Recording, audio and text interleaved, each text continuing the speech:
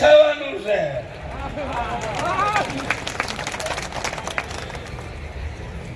આજે આ આનંદ ઉત્સાહ અને ઉમંગનો પવિત્ર દિવસ અને એક વિનંતી તમારા દીકરા તરીકે હાથ જોડીને કરું છું